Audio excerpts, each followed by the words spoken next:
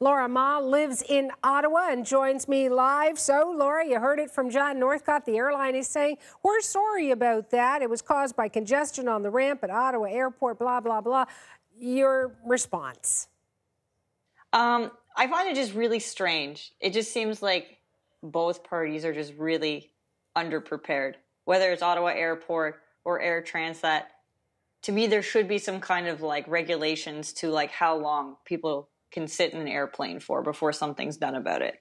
So put me in the seat beside you, okay? And here we are. We're coming back from Europe. Maybe we've talked, maybe we haven't, and now we get to this storm, and we're at the nation's capital. And we're told we're diverted from Montreal first. What's happening around you?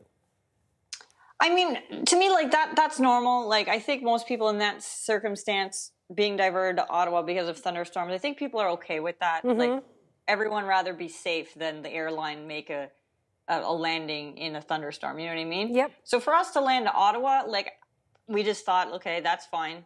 Weather does happen. You can't avoid that. So to us, that was okay. But it was what happened after the fact that was nonsense. Yeah, take me through that.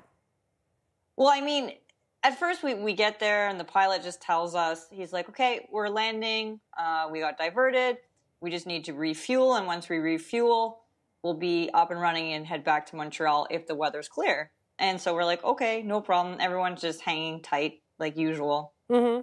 But then it was just the 30-minute delays or 1 hour delays on top of everything, just saying like the fuel truck actually ran out of fuel and then can't fuel our plane, so it has to refuel before it comes back. And then after that, still waiting and being like, okay, we've been here for 3 hours now. Has the fuel truck got its fuel yet? Like, what's going on? And it just kept being the same story of like, we need to refuel the plane. Right, and then it got awfully hot too, and they ran out of food, right?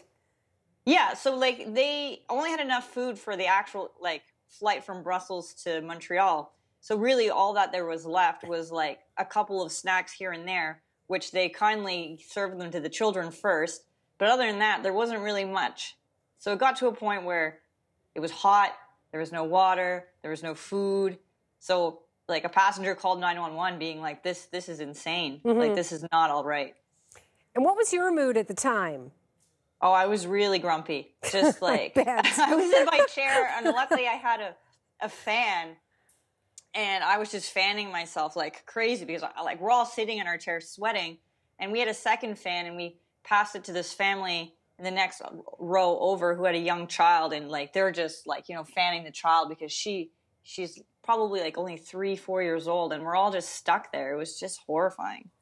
Finally, when somebody did call 911, what was the reaction from the crew on board? Because at some point when you get frustrated, you want to take it out on someone. Probably the crew, not, you know, the right thing to do or whatever, but it happens. And then was the crew upset that someone had called 911? I think it sounded confused because they're like, who called for a medical emergency? Yeah. And the man who called 911 was very upfront. He's like, I did. And he's like, and then they're like, so then I guess they sent in the firefighter first and like, is this a medical emergency? And he said, no. He's like, this is crazy. You need to get us off this plane. We've been on here for over 5 hours with barely any food or water, and like it's so hot. He's like, you can't just keep us here. You need to figure something out. And that's kind of where it started. And then after that, the police were on the plane. They were like taking boxes and handing out water all up and down the aisles because there wasn't enough that the airline gave. So yeah, and you were stuck in the nation's capital. It's not like you were in the outback of Australia where perhaps you couldn't get food or water.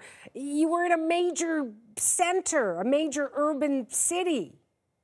Yeah, like, and that's what I find crazy. It's just like, could they not have just had a plan or prepare for something like this? I'm just like shocked that there isn't like a room to put us in. Like, I get it. Like, we're an international flight. You have to get us through customs. But like keeping us on an airplane like that is not right, and it's just not humane to do that.